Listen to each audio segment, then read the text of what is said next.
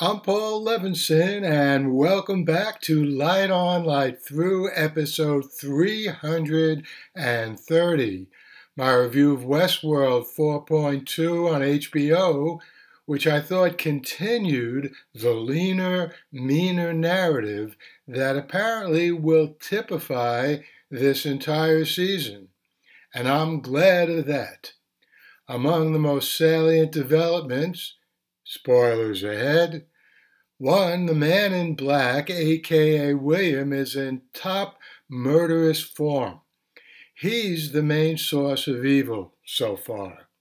His better-looking self is an AI host with his human originator back in some pathetic Matrix-like stasis. He, William Host, seems close to taking over the U.S. government itself, having already taken care of the vice president. Now, I said last week that I thought William throwing his mob-like self around like this was just a little trite, but it's now so audacious, I'm actually beginning to enjoy it. 2. Maeve and Caleb continue as the best, only good guys in the fray. It's, of course, no easy battle.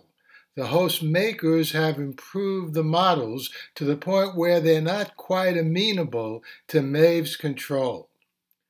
But the two make a good team, and they animate every scene they're in. 3. Christina, once Dolores, continues to have the most interesting intellectual story, at least in my book. What she writes seems to become reality, at least insofar as at least one character.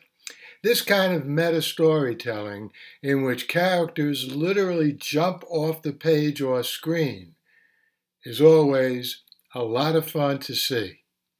Now, still missing in action as of the end of this episode is Bernard, who must have an important role this season. I'm sure he'll show up sooner or later. And Teddy, after making that dramatic entry at the end of 4.1, well, he wasn't at hand at all in episode 4.2, but I'm sure we'll see him again soon.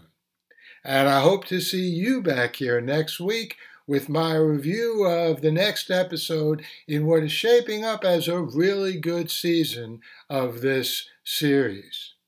And I hope you enjoyed that review of episode 4.2 of Westworld. I will see you back here next week with my review of 4.3. Coming up well before then, though, will be my review of the new episode of The Orville that went up on Hulu this past Friday.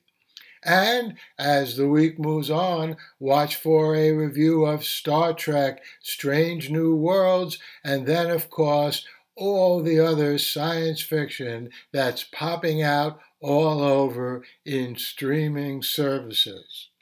In the meantime, stay safe, stay sound, and do whatever you can to help those brave people of Ukraine get those Russian fascist invaders out of their country. The Light on Light Through podcast.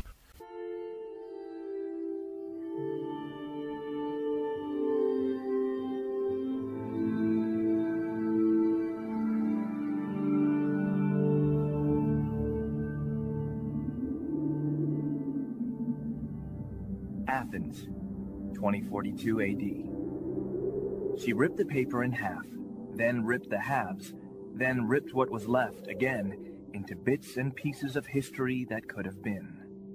Sierra Waters had read once that, years ago, it was thought that men made love for the thrill, while women made love for the sense of connection it gave them.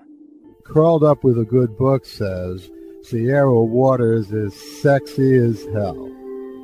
You can find out more about The Plot to Save Socrates by Paul Levinson at theplottosavesocrates.com.